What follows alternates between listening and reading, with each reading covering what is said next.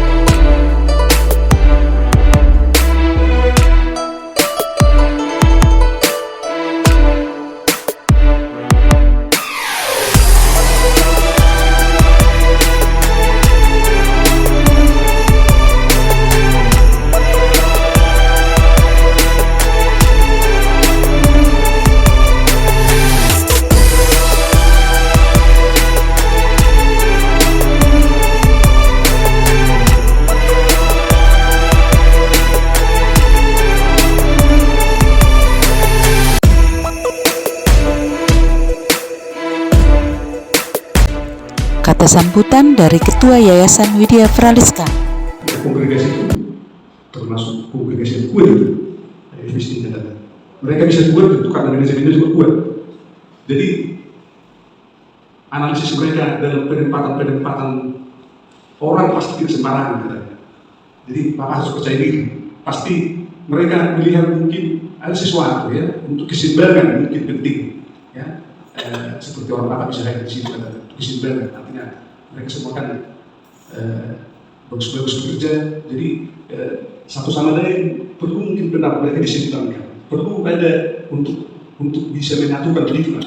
Karena Bapak Pastor, Suster dan Ibu yang hadir di sini dalam pertemuan perguruan tinggi Katolik Kota Aktif tanggal 6 sampai 8 Maret yang baru lalu di Universitas Sanata Baru Jakarta ada 3 gagasan utama yang mengemuka dalam kongres ini. Pertama yakni bagaimana memperkuat relevansi perguruan tinggi Katolik, ya, memperkuat relevansi perguruan tinggi Katolik dengan kebutuhan masyarakat sehingga kehadirannya bermakna baik dalam aspek akademik maupun profesionalisme kerja. Kemudian gagasan yang kedua, bagaimana menumbuhkan kolaborasi dan sinergisitas antar perguruan tinggi Katolik untuk menghadapi tantangan bersama dalam hal tata kelola, riset, kemitraan dengan gereja, dunia, usaha dan juga pemerintah, ya, menumbuhkan kolaborasi dan sinergi. Dan kemudian ketiga, menyatukan komitmen bahwa perguruan tinggi Katolik tetap setia pada jati dirinya yang berlandaskan nilai-nilai Injil untuk membentuk manusia seutuhnya yang cakap secara intelektual, berkarakter dan memiliki kepedulian sosial yang tinggi. Ini 3 gagasan utama. Nanti bagaimana relevansinya dalam bentuk kerjasama ini 100 tahun di Indonesia. Tentu perlu introspeksi lebih dalam mengenai bagaimana relevansi karya-karya ini dengan kebutuhan masyarakat. Ya.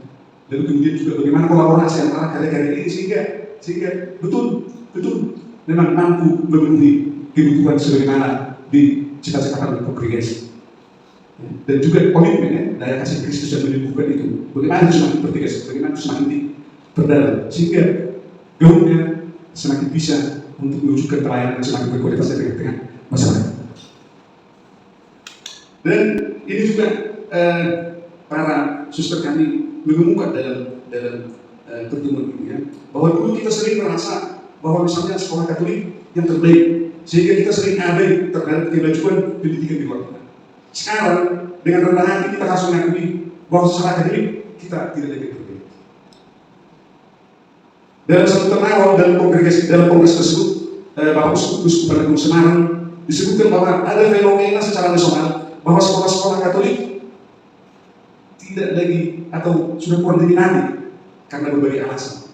Antara lain sekolah negeri berkembang bagus dan gratis, anak usia sekolah semakin berkurang karena pembatasan anak lahir. Lalu mutu sekolah Katolik disinyalir dan di tempat kalau tidak menurun. Maka dari itu diperlukan langkah-langkah transformatif untuk memperbaharui paradigma sekolah Katolik, termasuk karya-karya yang ada di dalamnya. Kolaborasi dengan paroki dan gereja setempat, ordo dan kongregasi harus bertajam, karena kerasulan pendidikan adalah karya pelayanan pemberdayaan intelektual para generasi muda, dan ini semua adalah menjadi tanggung jawab kita. Maka Bapak Pastor dan para suster kami yang baik, saya kira apa gagasan-gagasan yang muncul, apa kekhawatiran yang muncul dalam kongres aktif ini juga relevan untuk kita dalam sekarang, terutama seperti yang saya sebutkan tadi, kita mau merayakannya 100 tahun di Indonesia.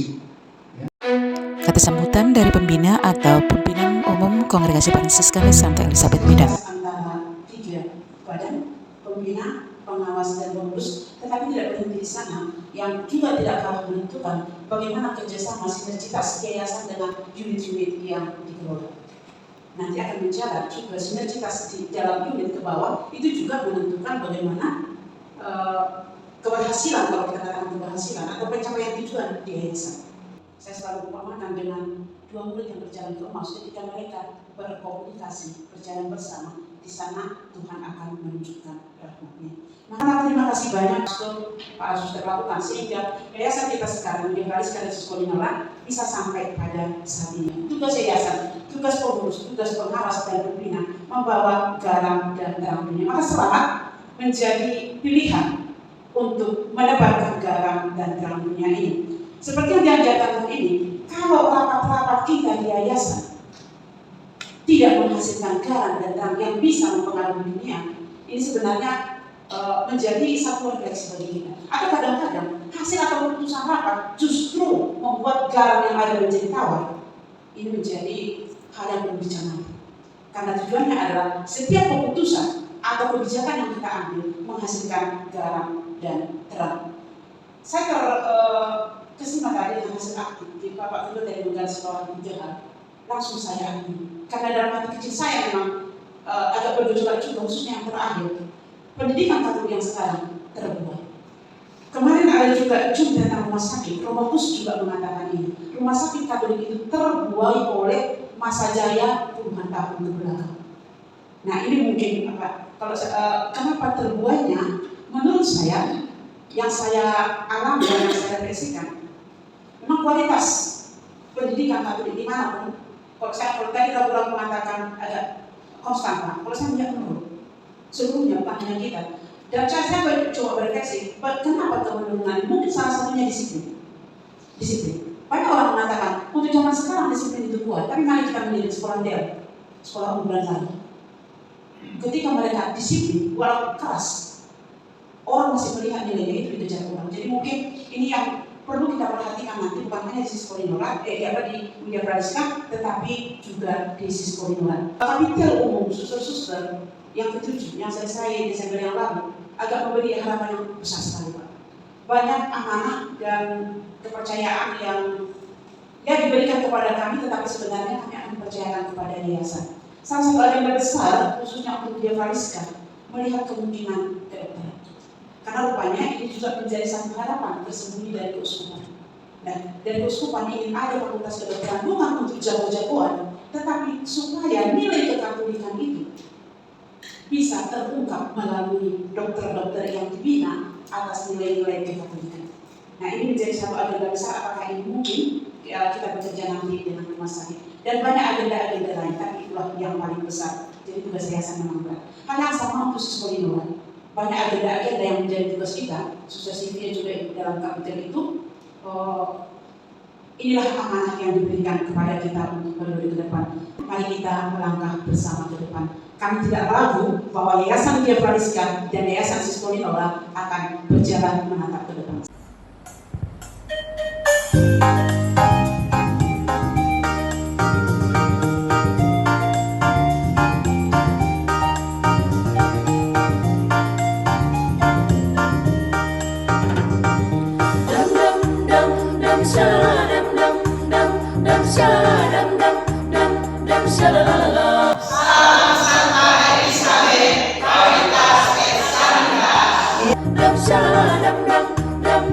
Shalala